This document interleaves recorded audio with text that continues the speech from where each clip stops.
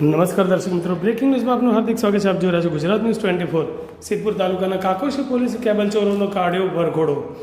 ચૂંટણીમાં પોલીસની વ્યસ્તતાનો લાભ ઉઠાવતા તત્વો સામે કાકોશી પોલીસની મોટી કાર્યવાહી.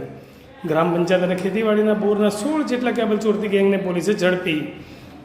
પીએસઆઈ વી.એ. લીંબાચિયા, યુનિસ ઘાંચીએ હવાભાઈ ઠાકોરને દબોચી લીધા.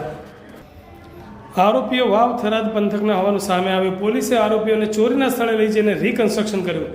કેબલ ચોરો પકડાતા પંથકના ખેડૂતો અને સ્થાનિકોમાં હાશકારો. કાકોશી પોલીસની કામગીરીને પ્રજાએ બિરદાવી.